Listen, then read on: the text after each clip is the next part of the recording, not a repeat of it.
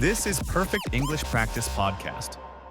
So Marco, how are you doing today? I'm doing great, and I'm really looking forward to our lesson because we're going to the eye doctor today. Okay, so we've got an elementary lesson about going to the eye doctor. Yes. Well, let's get started then with our vocabulary preview.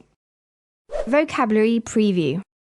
We have 3 words today in our vocabulary preview. All 3 words come from our dialogue. Our first word is struggle. Struggles. Struggle. Struggle. So Marco, when I struggle to do something, what does that mean? It means it's difficult. It means that you have a hard time, so you can't really do it very quickly. So you have to try really hard. You have to try really hard. Yeah, to do something that's difficult. Yes. Okay, our next word is Blurry. blurry. Blurry. Blurry. B-L-U-R-R-Y. Blurry. Whenever something is blurry, you can't really see it well. It's not clear. Right. That's right. Everything will be blurry. Mm-hmm. Okay, and our final word is Prescription. prescription. Prescription. Often when you go to the doctor and you need some medicine, he writes out a prescription. Right. A little paper that says all the medicine that you need, and then you can go to the drugstore and buy it. Exactly. Mm-hmm. Okay, so those 3 words you'll hear in today's dialogue, and I think it's time we listen to the dialogue.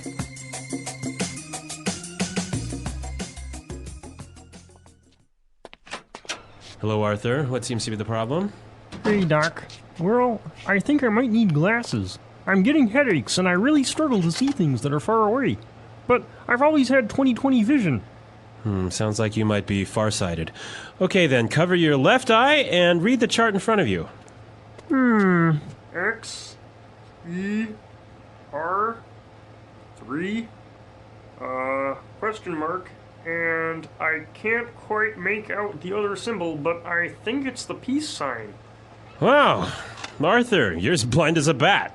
Yeah, I know. My vision is really blurry at times. Okay, then. Head over to the other room and pick out some frames while I fill out your prescription. Thanks, Doc. Arthur, that's the bathroom. Well, this guy really has poor vision, hey? Well, actually, you know what? I've walked into the bathroom, the men's bathroom, actually, instead of the women's bathroom, and that's not because I wasn't wearing my glasses. It's because you weren't paying attention. That's true. Okay, let's take a look today at our language takeaway. Language takeaway. The first word on our language takeaway for today is 20/20 vision. 20/20 vision. 20/20 vision. If I have 20/20 vision, It means that you have perfect vision. which I do not have. No, me neither. So I usually wear glasses as well. Yeah. But yeah, people that have 20/20 vision don't need glasses. They can see clearly And perfectly. and perfectly. Yeah. Next word is far-sighted. Farsighted. Far-sighted. Farsighted. So if I'm far-sighted, I can't see very well, right? So if you're farsighted, you can see things that are near. So you can see things that are far away, Right. but things that are close are blurry. Okay. And the opposite would be, Nearsighted. and which is, You can see things that are close well. but not far. Yeah. Okay. Farsighted and nearsighted. Okay, so our next word is make out. Make out. Make out. Make out. Make out. That's kind of a funny little phrase. And let's listen to a few examples of this phrase so we can understand how it's used. Example 1. I can't make out what this says. The writing is too small. Example 2. If you look carefully, you can almost make out a few of the stars in the sky. Example 3. Can you see what's written on the sign there? No, I can't quite make it out. Okay, so basically make out is to see clearly. Exactly. Make out. To see.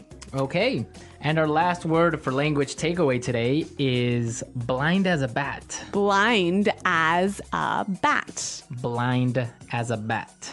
So this is a really funny sounding expression, one of these weird English idioms. Yeah, it's a really common expression that just means that you can't see, Exactly. So it's not like you actually are blind, right? but you just really can't see very well. Okay.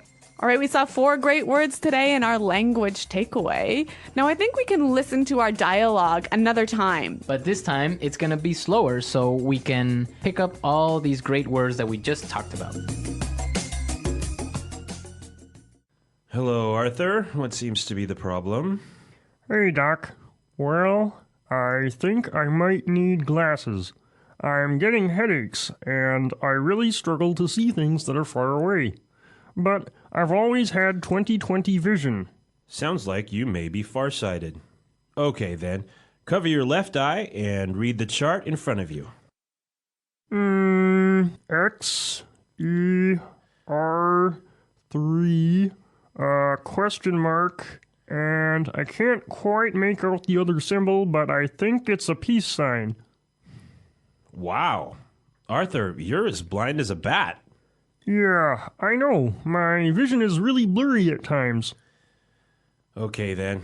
Head on over to the other room and pick out some frames while I fill out your prescription. Thanks, Doc. Arthur, that's the bathroom. All right, great stuff on our dialogue. And with this, we can start now with putting it together. Putting it together. So we saw a couple useful phrases in this dialogue, and I think we can show you how to use these phrases in a few different ways. Right. The first one that we have today is what seems to be. So we heard in the dialogue, the doctor said, What seems to be the problem? we can use this same expression in a number of different ways. Let's listen. Example 1. What seems to be the problem? Example 2. What seems to be the matter? Example 3. What seems to be the trouble? Okay, so with these examples, we can see how we can use the phrase what seems to be in many different ways. Yeah, it's a great way of asking, what's the problem? So now let's take a look at another phrase. We heard in the dialogue, the doctor said, head on over to the other room. Right. And with this phrase, head on, we can combine it with other prepositions to indicate another place. Exactly. Let's hear 3 examples. Example 1. Head on in. Example 2. Head on out. Example 3. Head on up. Okay, so for example, we can say, head on into the house, it's gonna rain soon. Or we can say, hey guys, let's head on out to the park. Or I can also say, head on up to my room, I'll be there in a second. Great. Those are some cool phrases. Right, and they're real useful. So why don't we listen to our dialogue and maybe we'll hear them again.